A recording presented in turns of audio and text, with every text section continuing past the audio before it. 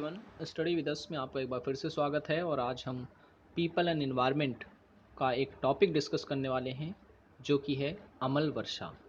English में इसे हम बोलते हैं एसिड रेन। तो यहाँ से क्वेश्चन जो है पूछे जाते हैं। तो आज मैं इस पर्टिकुलर टॉपिक से रिलेटेड जितने भी इम्पोर्टेंट फैक्ट्स हो सकते हैं, जितने भी क्वेश्चंस बन सकते हैं, वो सारे के सारे डिस्कस करने वाला हूँ।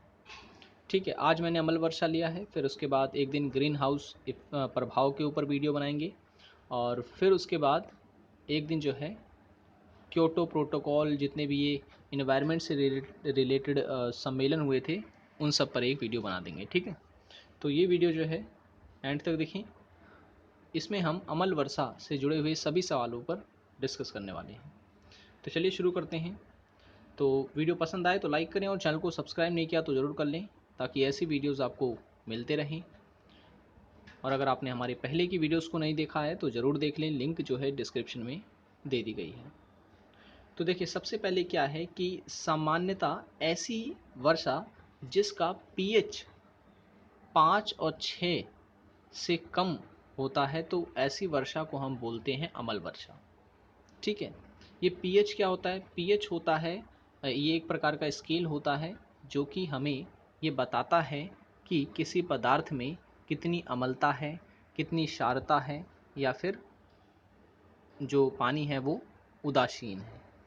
तो हम कह सकते हैं कि अगर पीएच स्केल पर 5 से 6 अंक पर अगर वो जो वर्षा का जल है उसका पीएच मान 5 से 6 के बीच आ रहा है, तो वो वर्षा जो होगी वो अम्लीय है।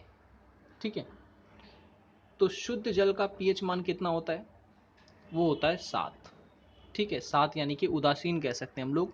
ना तो ये अम्लीय होता है और ना ही क्षार होता है। ठीक है, तो ये चीज़ आपको याद रखना है, ये पूछा जाएगा, फैक्ट है कि अम्लीय वर्षा का पीएच कितना होता है, तो 5 और 6 से कम। नेक्स्ट है, अम्लीयता का लगभग आधा हिस्सा वायुमंडल से पृथ्वी पर स्थानांतरित होकर जम जाता है। किस रूप में जमता है? तो इसे हम कहते हैं शुष्क रूप में जम जाता है। ठीक है, नेक्स्ट जो है वो है अम्लीय वर्षा जो होती है वो अम्लीय कोहरे और अम्लीय धुंध को सम्मिलित रूप से कहा जाता है। ठीक है, तो क्या कहते हैं इसे कहते हैं अम्ल निक्षेप।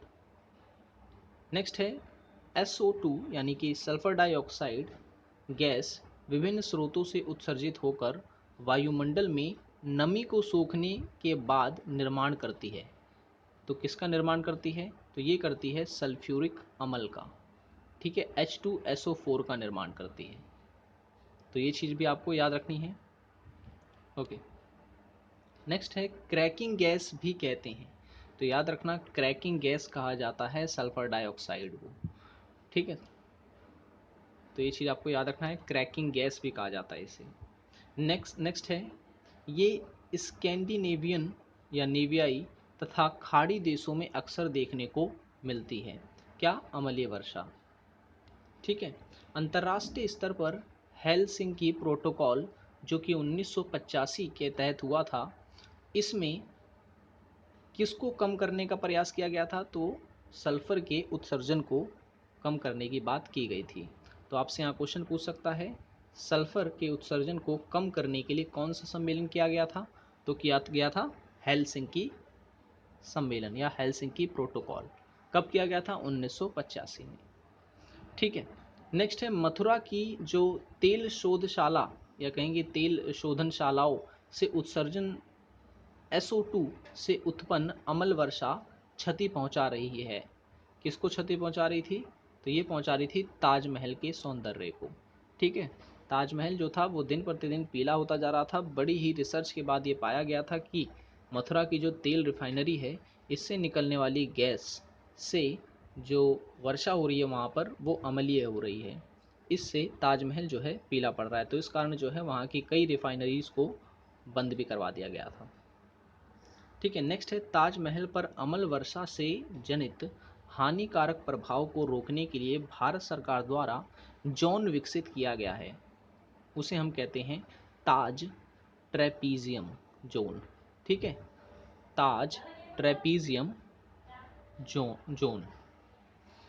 अच्छा, अब यहाँ पर हम बात करने वाले हैं, अच्छा एक और रह गया, सल्फर डाइऑक्साइड व नाइट्रोजन ऑक्साइड मुख्य कारक होते हैं किसके? तो याद रखना अम्ल वर्षा के निर्माण के। ये चीज़ आपको याद रखना काफ़ी इंपॉर्टेंट है कि सल्फर डाइऑक्साइड और नाइट्रोजन ऑक्साइड के मुख्य कारक जो होते हैं ये अम्ल वर्षा के निर्माण में जिम्मेदार होते हैं। नेक्स्ट है अम्ल वर्षा के स्रोत क्या क्या हैं। देखिए यहाँ से क्वेश्चन पूछा गया है कई बार, तो ये चीज़ आपको याद रख लेना है। तो ये चीज़ तो हमें पता चल गई, नाइट्रोजन के ऑक्साइड और सल्फर के ऑक्साइड जो हैं वो अम्ल वर्षा के लिए जिम्मेदार हैं। तो प्राकृतिक स्रोत और यहाँ पर मानवीय स्रोत दिए गए हैं, ठीक है। तो अगर हम बात करें प्राकृतिक स्रोत से, तो प्राकृतिक स्रोत से नाइट्रोजन के ऑक्साइड कहाँ कहाँ से निकलते हैं? तो ये निकलते हैं ज्वालामुखी उद्गार से, आकाशीय विद्युत से और जैविक गतिविधियों से, ठीक है। लेकिन अगर मानव निर्मित स्रोतों की अगर बात करें कि नाइट्रोजन के ऑक्साइड जो हैं वो किस प्रकार निकलते हैं मानव के द्वारा, तो तेल शोधन जो कारखाने हैं, कोयला व गैस का दहन जो किया जाता है, और जो वन अग्नि होती है, जो वृक्षों और जंगलों में जो आग लग जाती है, इन सब के कारण जो है नाइट्रोजन के ऑक्साइड उत्पन्न होते हैं, ठीक है। तो ये प्राकृतिक स्रोत भी ये हो गए और यहाँ पर मानव स्रोत भी हो गए। अब सल्फर डाइऑक्साइड की बात कर लेते हैं।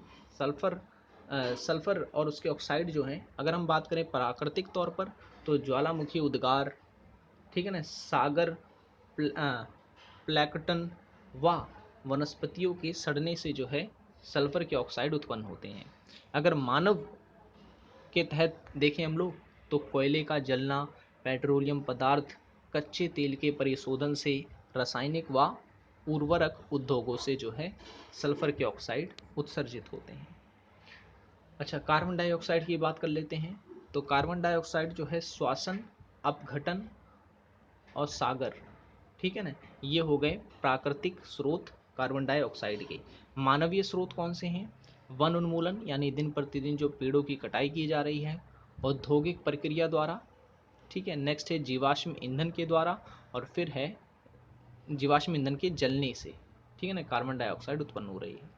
तो ये मानवीय क्रिया और प्राकृतिक क्रिया ये आपको याद रखनी है, जिससे कि ये गैस जो है उत्सर्जित होती है। ओके, अब बात करते हैं अम्लीय जमाव का, ठीक है। तो जो अम्लीय या कहें कि अम्ल का जो जमाव है वो दो तरीके से देखा जा सकता है, एक आर्द्र जमाव और एक शुष्क जमाव। तो आर्द्र जमाव का उदाहरण अगर हम लें तो यहाँ पर है वर्षा, कोहरा या बर्फ़ के रूप में हमें जो देखने को मिलता है, ये अम्ल का आर्द्र जमाव होता है, ठीक है। जबकि अगर शुष्क जमाव की हम बात करें तो वायु द्वारा बहाकर लाए गए कणों के द्वारा, ठीक है, और अम्लीय गैसों के द्वारा जो है हमें शुष्क जमाव देखने को मिलता है, ठीक है। ओके, अब यहाँ पर हम बात करेंगे कि अम्ल वर्षा से या कहें कि उससे दुष्प्रभाव क्या क्या पड़ रहे हैं पर्यावरण या फिर मानव पर, ठीक है। तो आप देख सकते हैं इस डायग्राम में बताया गया है कि जो जीवाश्म ईंधन जब उसे जलाया जाता है तो उससे जो है नाइट्रोजन ऑक्साइड जो है उत्पन्न होता है, ठीक है। तो इसके जो भारी कण होते हैं ना, वो वर्षा के साथ जो है शहर के इलाकों में फैल जाते हैं।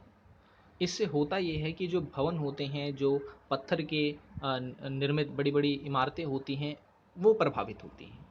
और मनुष्य को भी यहाँ पर कई प्रकार की समस्या होती है, जैसे कि आँखों में गले संबंधी रोग, ये सब जो है हमें देखने को मिलता है, ठीक है, जिससे हमें आर्थिक व सांस्कृतिक नुकसान होता है।